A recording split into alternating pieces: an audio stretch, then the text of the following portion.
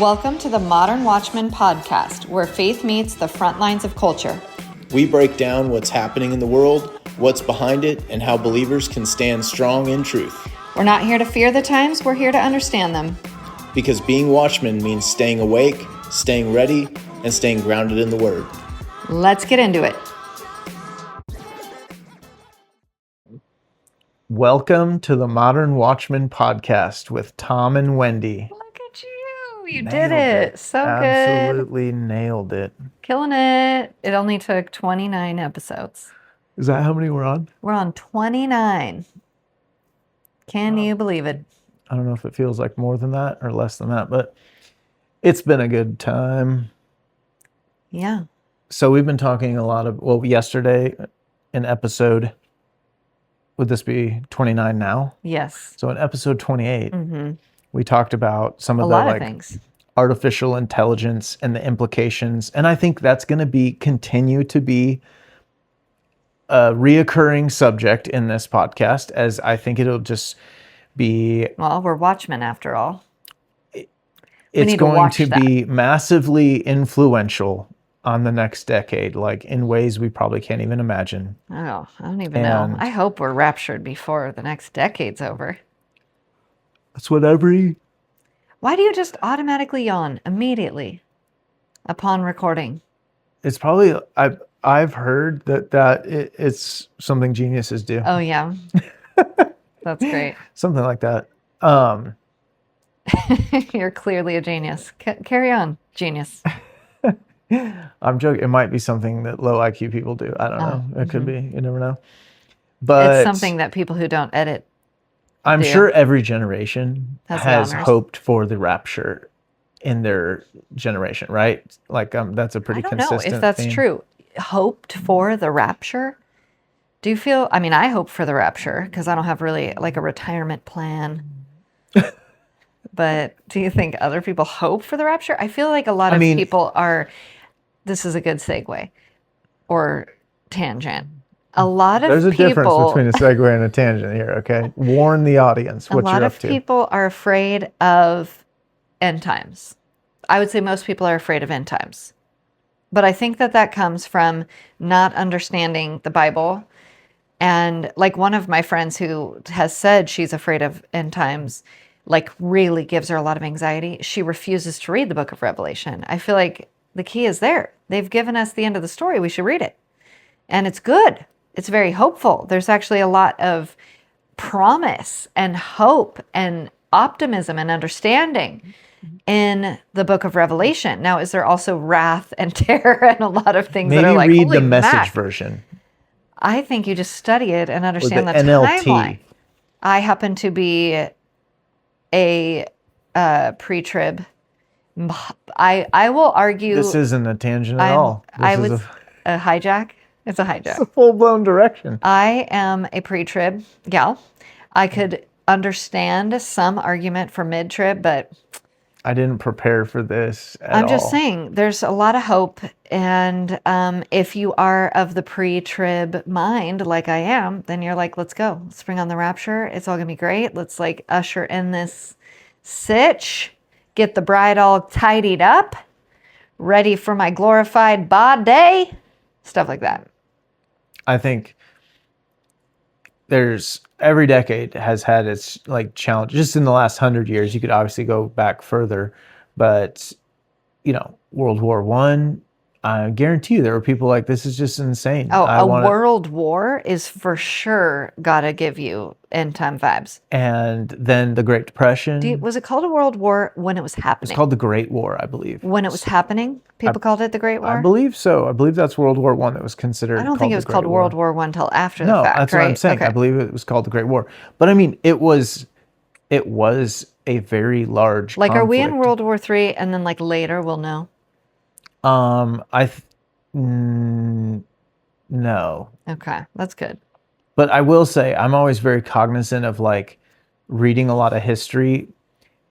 The actual period of like 1939 or whatever when Germany invaded Poland to, through the war is very interesting because that's when all like this stuff, but really the most important history Is right is the before that. decade before that. How did they get there? Well, World War One being a big precursor. Well, and oftentimes it takes more than one decade of history to understand how we got to a certain event. place. So I would say we can always look at our current time in the what are we leading towards? What are the themes or the things that we seem to not be able to stop, or what are we overlooking? And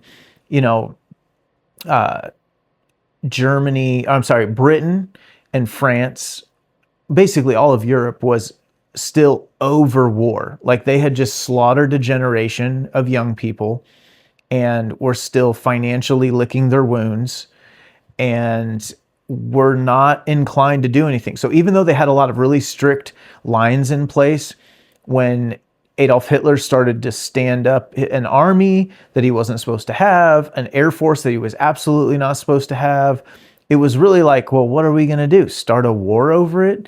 Let's just let this guy be so we don't have to deal with it, because we're all tired of that. And next thing you know, so it's what are the things of our day? I mean, playing this conversation out for a little bit, I think the immigration in Europe, let's just talk about Europe, because we talk enough about, in America, we talk enough about immigration here, and that is what it is. It's similar but different to Europe's situation. Europe's situation is much more dire. They have actually let a much larger proportion of people and even less assimilation than... No, they've allowed and facilitated an invasion. Yeah, it's really like a treason, traitorish kind of situation on the government's part. But so it was in America too. It's just we didn't yet let it get that far gone. We are a fighting people. There is something to be said about the spirit of like... Yeah. Who I mean, you think about it, at one point, the French and the British were the conquerors of the world, each individually. And the last 150 years, 100 years, people can't even imagine that. Like, those societies have become weak would be an understatement. Emasculated wouldn't be a strong enough statement. Now, I think I know enough to know there is a strong undercurrent and sort of rebellion brewing, if you will. In Europe? In Europe. Primarily, I'm more familiar with it in the UK. I mean, it's not that there aren't big strapping men in Europe anymore. You know what I mean? It's just... It's honestly, Europe is just further along than the United States is in the progression. Oh, yeah. And they do have... Progression is an interesting word. Well, the progression of this... Degeneration? Or the progression of the agenda that is, watering down Western values. Values, yeah. And to understand what's happening, you also have to understand the culture of Islam. Like, the culture of that religion is one of... the expansion of Christianity is through evangelism. The expansion of Islam is through domination or invasion or conquering. It is not to go in and evangelize. It is to go in and take over. And of course, also produce children. Well, and it's also not numbers. one of assimilation. No. And really that is that is the evangelism. That is the mission field, is to go forth and take over. That's what I'm saying. It's like a completely different... Assimilation is not part of the plan at all.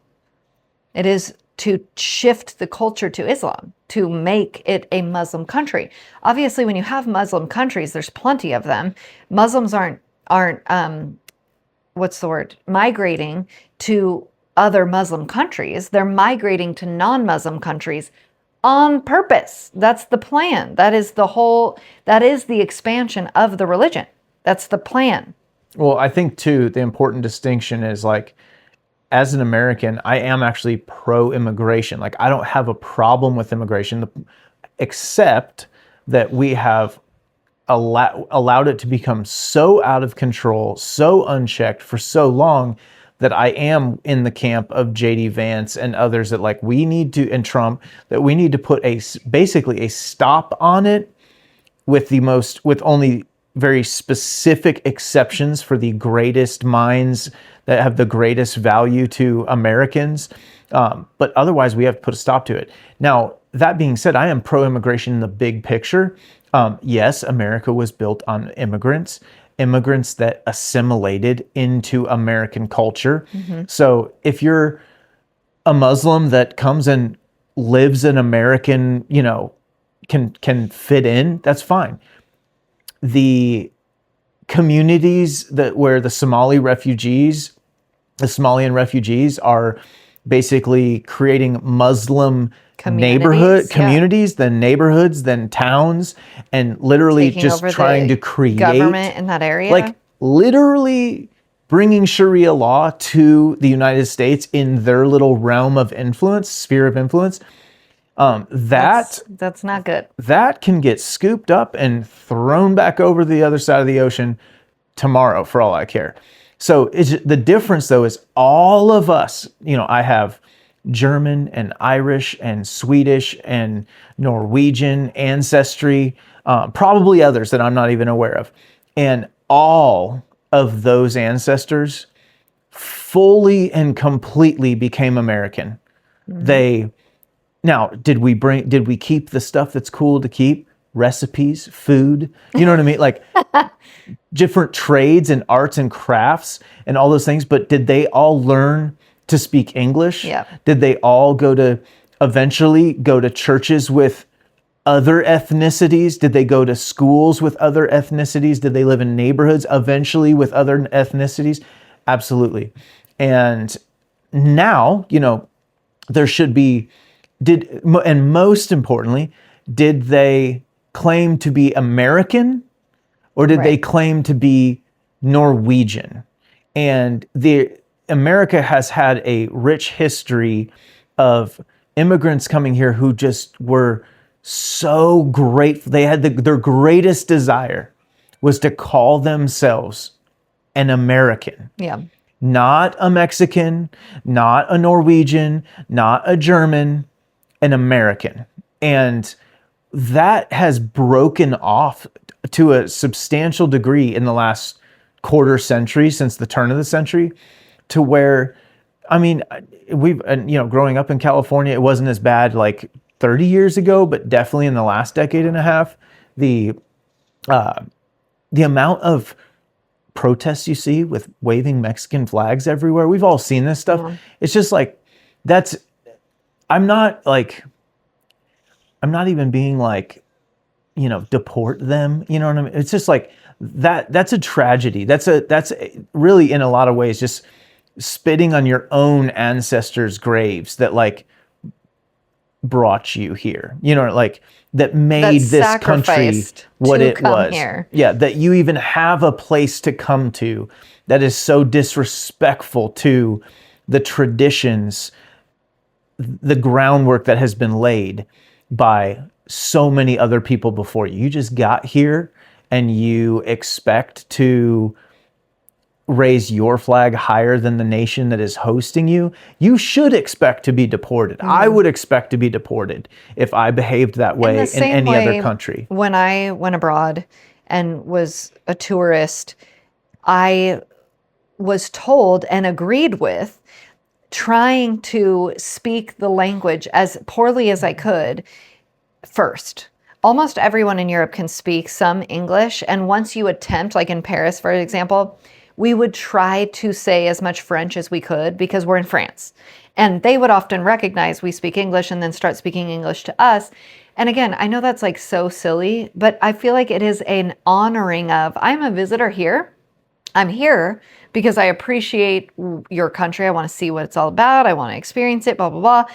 But like, I don't have an expectation of me as a foreigner coming into your country and you speaking my language to me. Like that's such, and I'm there for a week or two. Like to move to a country and have that expectation is crazy to me.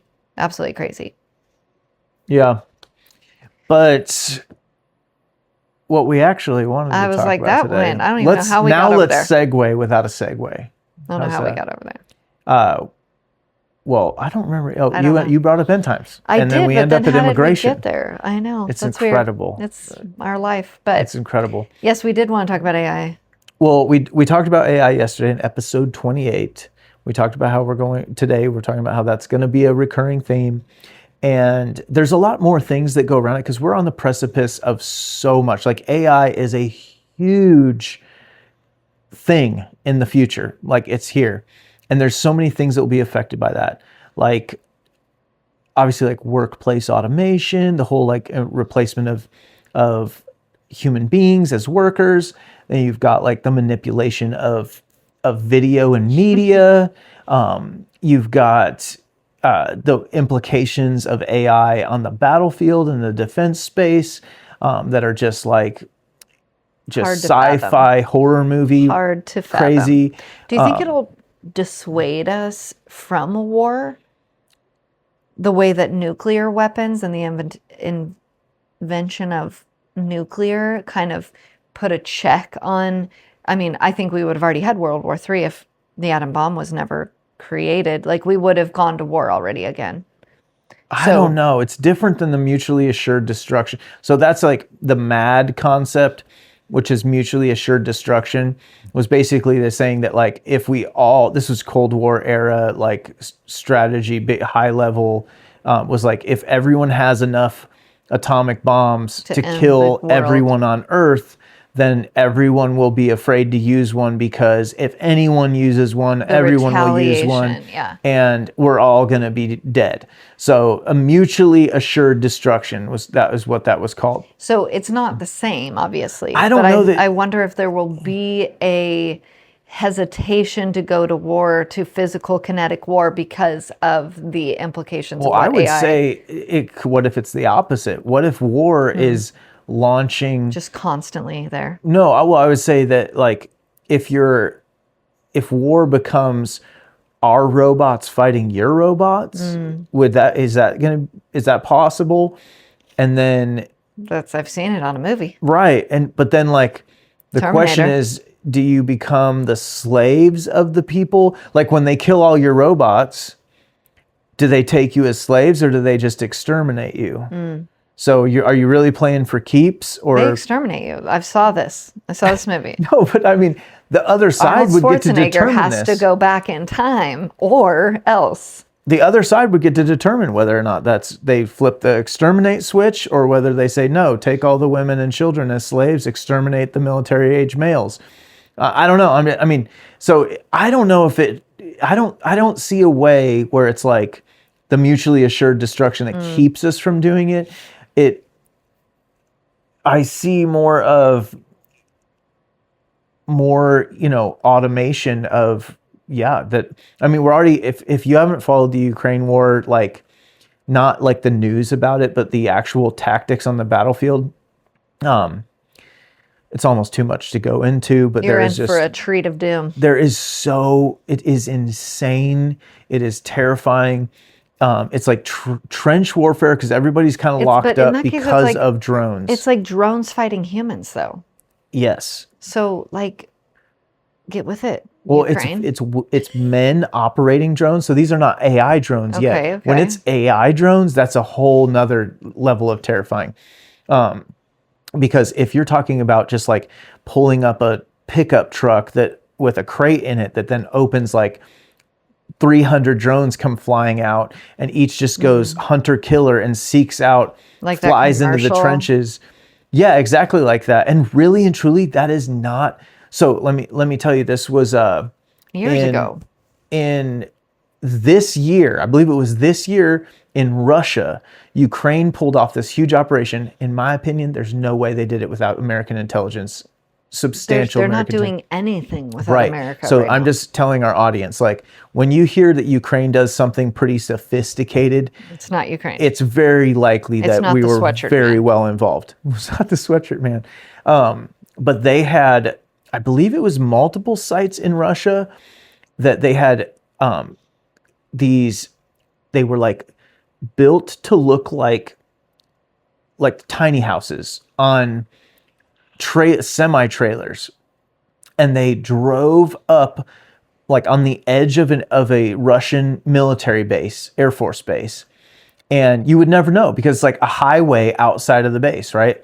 And with like the push of a button, the roof of this little tiny house retracts and dozens of drones launch from this. This happened. This happened. This is real life. Okay. And I'm just going to use one example. I believe it happened at 2 or 3 facilities, but all with like synchronized timing. These rigs peeled back their roof and launched these drones outside of the military complex. This is thousands of miles into, or maybe like hundreds of miles into Russia, like in the middle of Russia. And these drones fly out over the airfield, and they have explosive charges on them and start detonating on Russia's strategic bomber fleet. So crazy. I forget the numbers of what Russia's strategic bomber fleet is. Not super impressive. I want to say they have like 30 something or 40 aircraft. Okay. And I want to say that they killed like 11 or 12 of them, which is crazy in 1 hour, in one operation. Without a loss of life. To take a quarter without a human being involved. Yeah. That, again, remember, this is tip of the iceberg. This is brand new technology being implemented in the most immature ways. Like, we're still figuring out what to do with this stuff. And so, yeah, you take that to the battlefield on like... How do you defend against that? That's the question. Other AI drones. And here's the thing. The whole world becomes a battlefield, because now it's like, if someone was going to, we think of like, if someone was going to launch a war on America, either they're going to launch a missile into America, or they're going to land on our beaches, or whatever, whatever idea you have of how it would be to like be invaded or something. Yeah. But the truth is that there's a reason why we put our strategic bombers in Missouri and South Dakota or North Dakota. It's the middle of the country, right?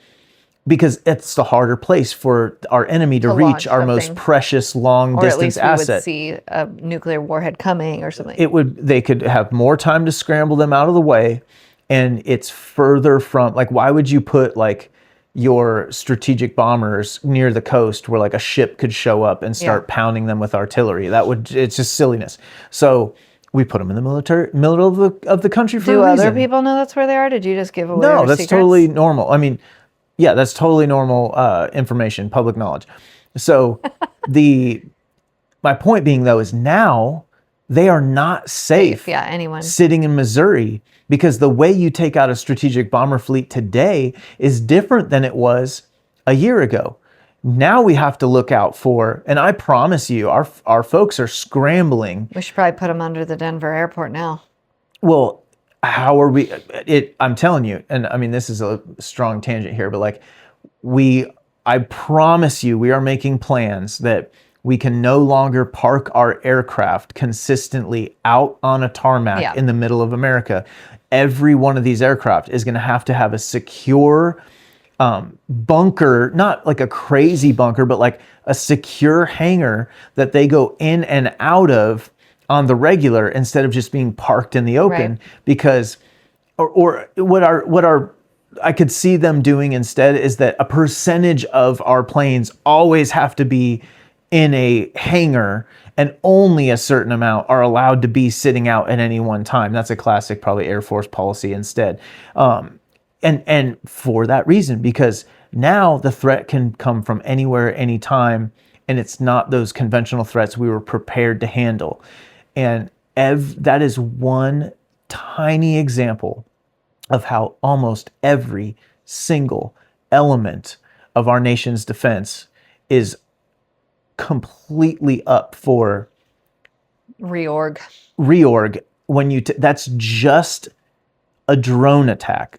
We're not talking about all the other ways that drones and eventually potentially robots, because we're literally on the precipice of this stuff. Because a drone is kind of a robot. Let me just say, it's autonomous drones that are not run by humans, or autonomous robots, or even, AI malware and, cyber attacks by AI. Like, I have the weirdest feeling talking to ChatGPT, because it is not like Google. It is remembering. It's learning from you. It's learning you. Learning you, that's a better way of putting it. And I mean, that is rough and then also very helpful. Like it literally said to me the other day something regarding like what I had asked it, and coupled with your weight training, and then it said in parentheses, I remember you told me that before. Like literally it told me it remembered. It listens to her better than I do. It's very true. Sometimes. It's helpful because I'm glad you remember that. I had to then tell it, oh, I'm not lifting weights anymore. How did you not figure that out, Which it ChatGPT? then learned a lot about you right there. I'm like, you didn't learn that, And then the ChatGPT, AI by my was like, location? I knew you weren't lifting weights anymore. I was just seeing how honest you were I being was with going to me, see Wendy. if you wanted to tell me. But it is weird. I find myself like, I never thought once. Okay, a lot of what I use ChatGPT for is like my symptoms of my life. Oh my God. Okay. And so Symptoms of my life. I would just punch Symptoms in of any existence. symptom into Google and, you know, ask it a question about my health or whatever, and like not even think a thing about it. But now I'm finding myself, well, I don't want to tell ChatGPT this symptom. I don't want it to know that about me. And that's weird that I'm having that thought. It is weird that I am thinking of it because it is a conversation. When you would Google something, you would Google something and then you would Google something else, and the search One-way street, results kind of, yeah. would just offer up what you had already said. But if I literally, ChatGPT will ask me, can you give me more information about this? And is it this, or what's the frequency or whatever? And I will answer those questions. I'm answering its questions now. And it's like, oh, since you say that, here's some more information, blah, blah, blah. This is just one example. Obviously, I was asking it about crime statistics, and it would, same thing. It would ask me questions, and then it would give me more specified information. And then I could say, I want the studies, you know, like, and it could provide for me links to click on, whatever. It is weird that now I'm like thinking of it as more of a person than it is. It helped me fix, well, we haven't fixed it yet. It helped me diagnose Yeah.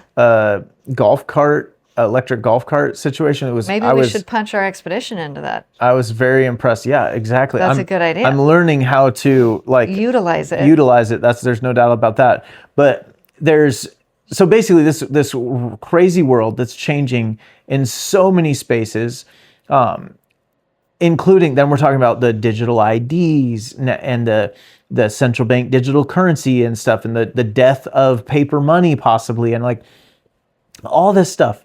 And while I want to be clear that I don't think it's tomorrow. The frog, they always boil the frog slowly. Like we've been being boiled for so long. Well, look how far we've come. What do you mean? Like we're still not boiled? No, I mean, feel like we've but that's been just it. hard boiled. I'm dead serious. I was convinced that we were going to have a revolution as a country in like at least 10 years ago. No, I was thinking 2002 to 2005 or something. Why was that particularly challenging time? I look back and I go, we weren't even close. Look how much closer we are now, and we're still not. What made you think that then? The corruption, the deep state, even back then, I mean, I was listening to Ron Paul, and he's like, you know, the dollar cannot survive the debasement and inflation that they're inflicting on it. And what was happening back then was like chump change to what's happened since. Yeah.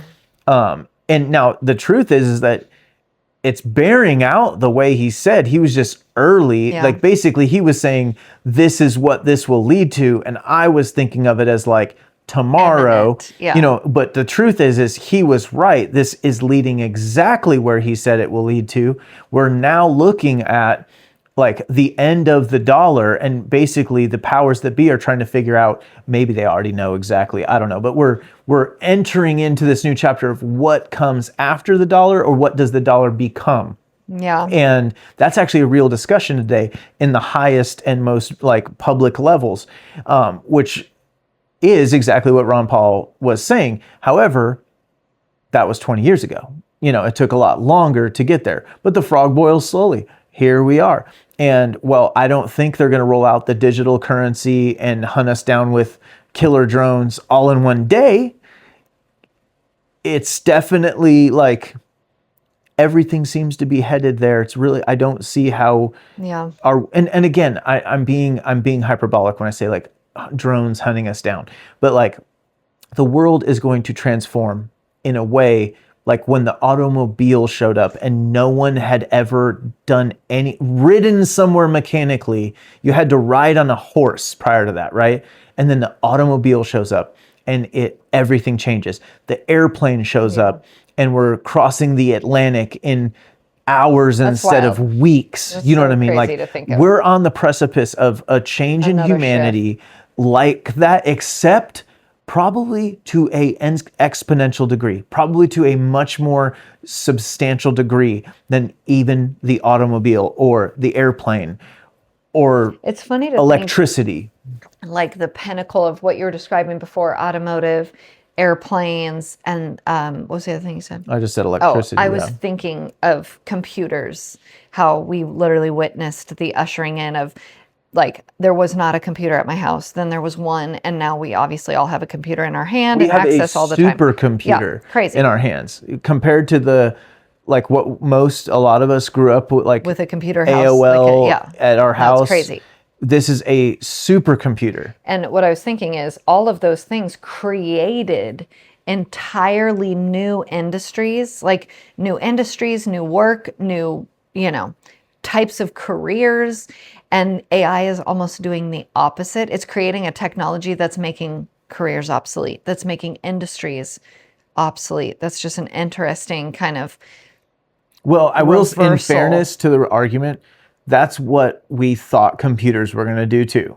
Oh, yeah? Yes. And so it's always kind of Interesting. hard for us to see. And I'll be honest with you, I'm in the camp of I don't see how automating, and I mean, because a lot of this is going to come with robotics, right? Right. Like robotics are only as good as the software that you give it to run itself. So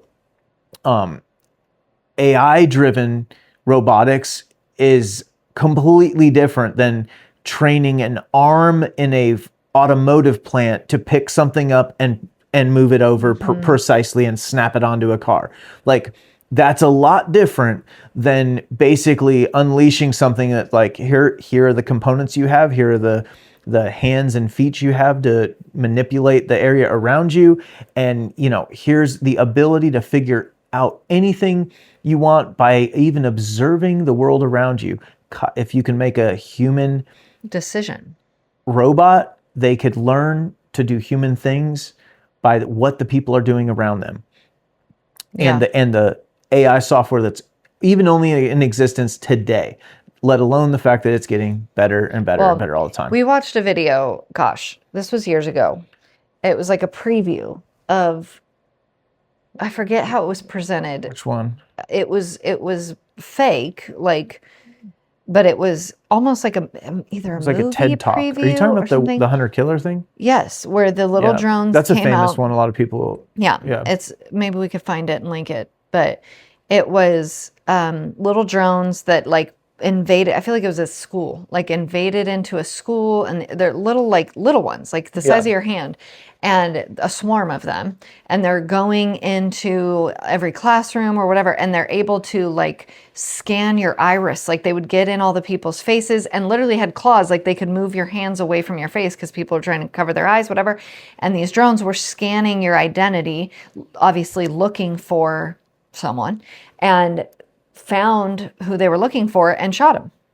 Like the drone scanned his face. It was a university, identified, like yeah, it wasn't like little a college. kids, yeah. Yes.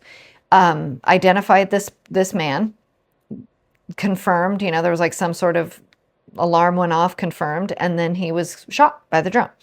And that was years ago that we saw this, and I'm sure that exists. Obviously, they wouldn't be making that video if it was just a concept that nobody had ever thought of before. It's like, no, that is definitely the stuff that is actively being worked on right now in just in relation to like targeting the ability to make decisions. And we've had this discussion, the Department of Defense has been having this discussion for a long time. Yeah. Is when do you allow a drone to execute justice? When do you allow artificial intelligence to make a decision to kill? Yeah. This is the stuff of sci-fi movies for years already, but this is like reality now. And Well, it's always pitched as a good thing. If you can send a drone into a gang operation or a drug bust. well, so a soldier doesn't have to. Yeah, but it wasn't. I've but- never seen it marketed that way. I've seen it marketed as a police force. That being one of the save our police officers from having to go into dangerous situations. The drone can go in, identify the criminal. They're in the same way we like identify Osama bin Laden. Then we have to send in our SEAL Team 6. It's like, no, we just send in the drones. They're able to scan the guy and eliminate the threat. But the drone would have to decide after they've identified the guy, I am allowed to then kill him. That's crazy stuff. That's a but threshold we have yet to decide to cross. That doesn't mean it doesn't exist. It just means we haven't decided to cross that line yet. Or that we just don't know it's been like really publicly released or whatever. It's but crazy. But yeah, all of that crazy stuff to say, I believe that we are blessed and cursed to be living in this time where we are going to see a lot of these things unfold and humanity be presented with the challenges, questions, and consequences of these things, having to navigate these things. And I've brought it up a couple times on this, on this podcast, but I think there's going to be some people that, similarly to the Amish, that broke off of society in the 1500s and 1600s and just decided to. Is that when they broke off? Yeah. What? Yeah, there was a little bit in the 1700s. It was kind of a renewing. Is that for real? That's well, you're it came out of specifically like talking about Amish. Well, the Anabaptists separated. I'm sorry, what are you saying? Anabaptists. Anabaptists. Or it was during the Anabaptists. Like, never heard of that. Well, what's an Anabaptist? I don't know. Oh, I think they are. No, I don't want to say this, but I know the Amish are for adult baptisms when they can make a conscious decision individually, as opposed to if you go back to the Catholic Church, which baptize kids baby sprinkles, right? So that was one of the ways they differed from like the big church of the day. I see. But then I feel like Protestants generally tend towards the adult baptism. Is that too big of a blanket statement? I think so, generally, as far as I know. But okay. But either way, they came over to the United States in like the 1800s. William Penn, I believe he was the governor of Pennsylvania. I'm not sure, but Pennsylvania, or it must be. I'm putting that together right now. I'm a little slow, but I'm pretty sure. Is that the origination of Amish? Well, that's the origination of Amish in North America. Sure.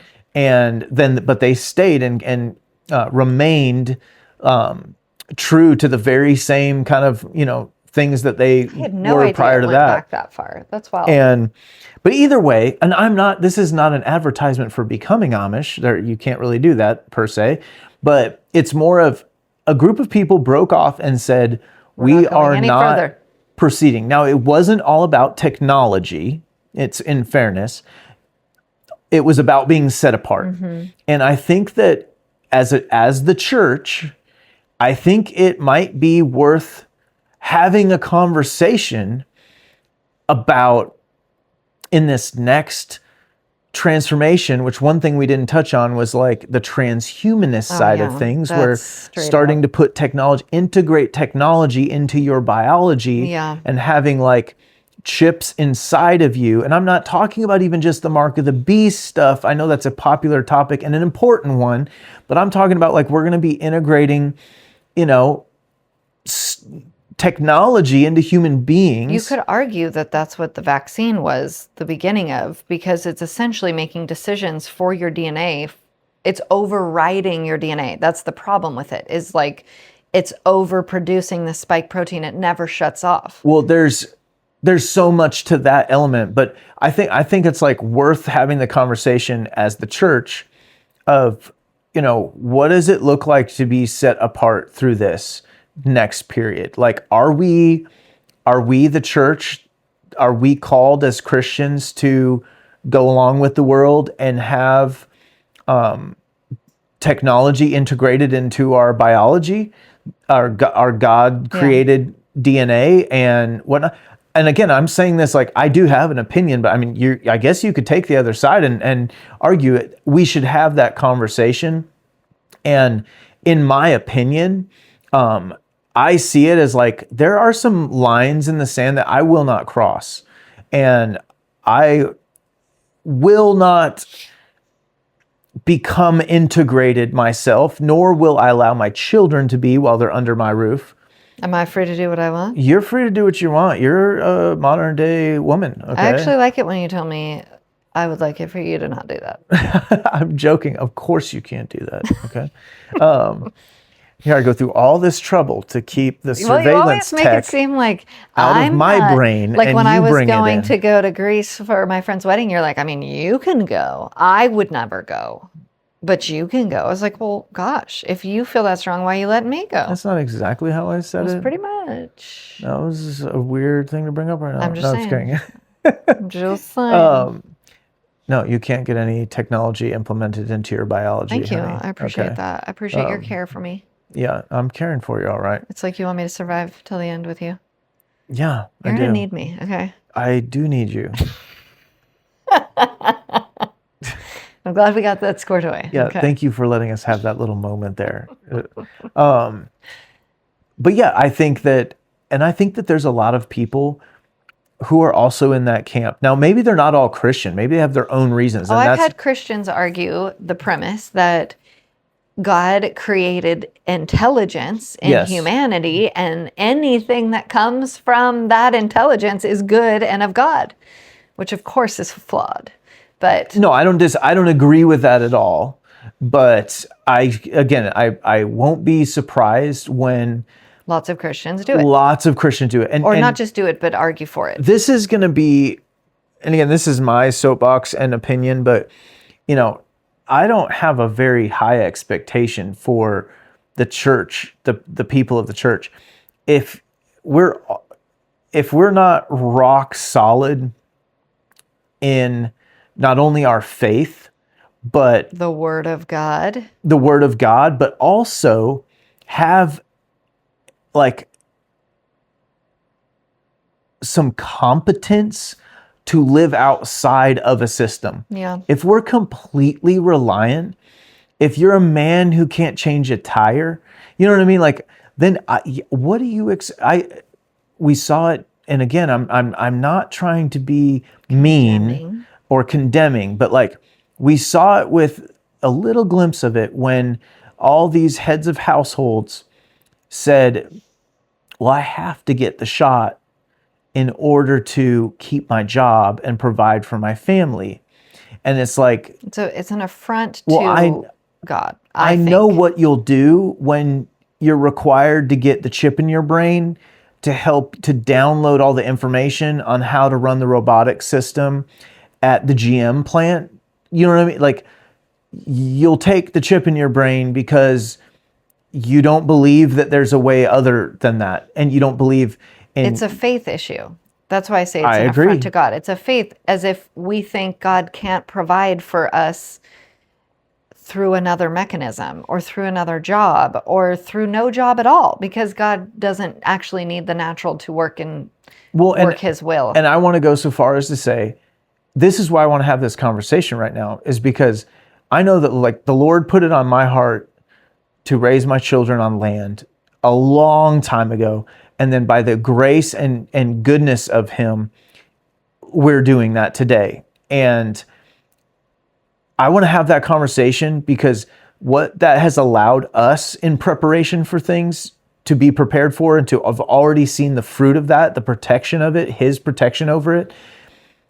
We have to start, the Lord's putting this on my heart now. We have to have the conversation now because we can, as a church, possibly start to help each other and start to build out what it might look like for those of us that want to live outside of that new normal.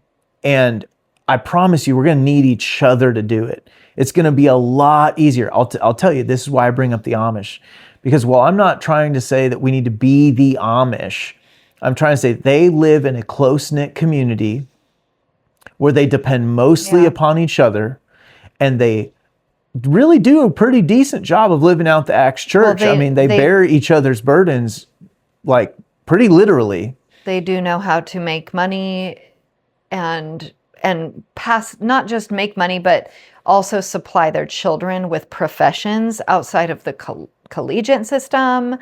You know, like they're pretty much, not only do they make money, they make good money, and they're able to like pass that down outside of the world. I bring it up, and there's also a lot of dysfunction. There's also of course, a lot they're of fallen abuse, human beings just like we are, and manipulation.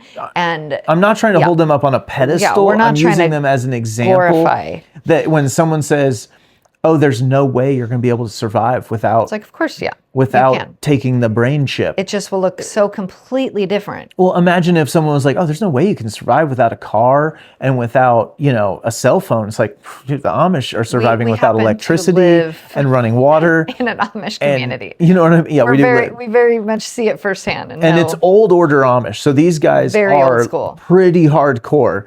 Again, they have their quirks. They sew their own clothing, for goodness gracious. And again, I'm not saying we need to live like the old order Amish, but I think there's room for some folks who are, and I think this is just so important for the church. We got to get ahead of it. Mm-hmm. As this is coming, we can't be reacting to it. We have to go there. And I don't expect it to be 1 million or 10 million people. I think the Amish are 400,000 people in America, but they've managed to accomplish their goal of living outside of the system. You know what I mean? So if there's even a few 100,000 Christians who go, you know what? I don't want to live in a world where we have to live in a surveillance state with a digital ID, with central bank digital currencies, with brain chips, with, all these things. I think that there is opportunity if we get out ahead of it and go, what does this look like? What is important to me? What lines am I not willing to cross? And how far am I willing to go to truly live outside this? Again, I don't expect to be talking to the mass audience right now. I think it's very few people who will actually say, that's real, and I'm real serious about doing something about it. But I think it's worth having the conversation, and that maybe the Lord, if it's not on your heart now, as the Lord as the Lord moves and more things are exposed, what might seem terrifying and impossible might sound like the best possible scenario once you see more of what the future terrifying thing that's has coming to hold. It's interesting because when we moved here in 2017, we were I won't say we were the first, but we were at the beginning of kind of a mass influx that obviously increased in 2020. But even before 2020, our church is primarily, our church location, I should say, is primarily transplants. At least half, if not 3/4 of that church is transplants from other areas. And we used to joke in our small group, which was probably 40 couples, honestly, that we all moved here from somewhere else. And it wasn't that we moved here because of a job or because family lived here or, there was none of the traditional reasons why you would move from one state to the next applied. And in our case, we would jokingly go around and be like, yeah, we're here because God said, because God called us here. We're here. And a lot of us were buying land, kind of going in the homestead direction. People ask me all the time, did you grow up on a farm? No, I grew up in suburbia. We lived in a gated community before we moved here. No, this is not what we had traditionally done or had any sort of experience doing. And I know that there's a larger movement of the back to the land homesteading community that's growing nationwide. It's like a trend. So we'll see if it's trendy or a trend. But all that to say, what was funny is we would joke that all these couples are here and we would say, we're here for the thing. We're here for the thing God's doing that he has yet to reveal to any of us. We still don't know why God called all these people to Middle Tennessee of all places. And there's a lot of days, especially on the high tick days, that I'm like, why are we here? What in the heck are we? What is going on? Can we leave? But it is he's obviously calling people, and people are being obedient and leaving families, leaving jobs, leaving professions. And it doesn't make any sense to the people that are being left behind. It doesn't even always make sense to those of us who are doing it. But obviously God's doing a thing and preparing his people, he's moving them around, clumping them together for something. We see this, Tom's a real estate agent. So he sees it a little bit closer than maybe other people do. Obviously, the people here in our hometown are like, why are y'all coming? Why are y'all coming? People ask all the time, how'd you end up in this small town? I don't really know exactly why I ended up in this small town. I'm glad I'm here. But it was very clear that God was directing us here, and we're here, we're doing it. And God hasn't told us to go anywhere else, so here we are. But we're here for the thing that is yet to be revealed. And now we're looking down the pike going, could this be the thing? Is this why we're building a community? Is this why at my church we have raw milk and sourdough bread and, like pork sausage? Yeah, all of these things are being, everything. There's like, a little marketplace, which I know Jesus would turn over tables, but don't worry, we're doing it right. We're not doing it. We're not exploiting the church members. It is a little community that is like, okay, you do the milk, you do the kombucha, you make the lotion, we'll do the sourdough bread, we'll do this. And it's this beautiful community that's raising their own meat and food, baking their own goods, and exchanging it all over the place outside of church. There's a reason why that's created. It has been drawn together with intention and design. And I'm like, man, we got to get out in front of this, like you said. Even just thinking about it is partially preparing for it. That's it. Absolutely. No, I guess I kind of want to close this one in prayer over this. Is that okay? I like it. Let's do it. Father, I just ask that those who have listened to this, that they're not in any way like filled with a fear over what's coming, but just a peace and faith that you are in control. God, the hard work has already been done. God, the war has already been won. That you alone sit on the throne. That you are sovereign over the chaos and destruction and fear and pain of this world. That you are our protector. And Father, I just would pray that while there's not a spirit of fear around this, there is a spirit of action.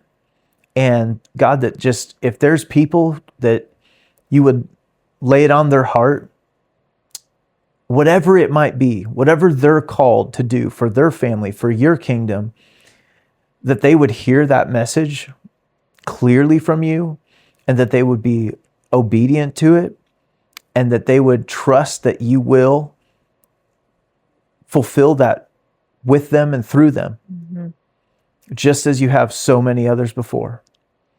God,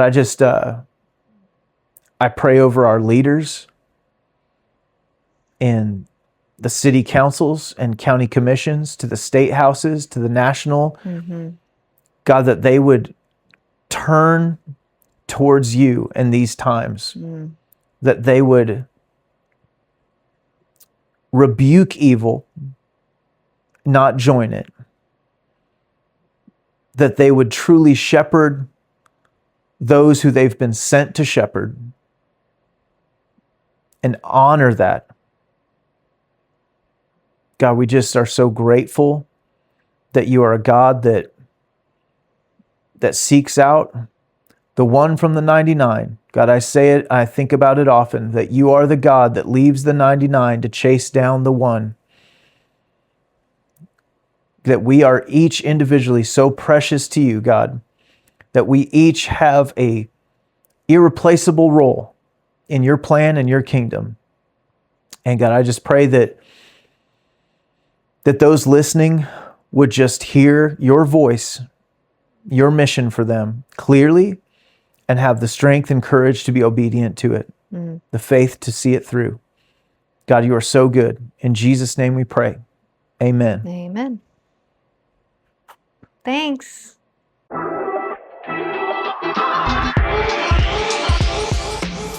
Thanks for joining us on the Modern Watchman podcast.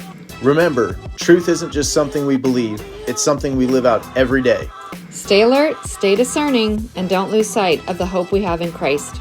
Until next time, Be watchmen.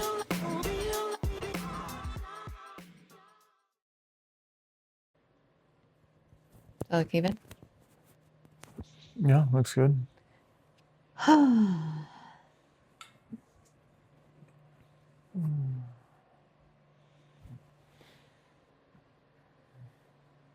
No, it doesn't. I feel like this thing is what's Oh, happening. does it need to be tightened? Yeah. Is that height? I don't know Let me see. how it works.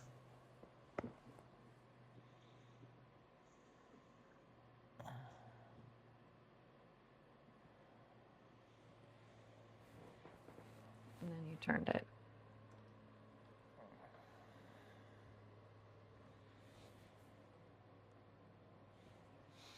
What's happening? I'm having technical difficulties. You're making it go too I'm far. not gonna touch it anymore.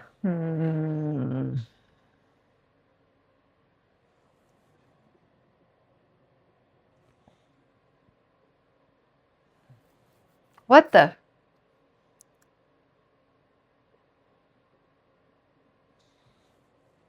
Does that feel right? Yes, it feels right. I have got to get some decor for this. Why? It would probably be distracting. Like Christmas trees in front of your TV? Distracting or like... I'm dissuading you Okay. from watching television. It's for your good.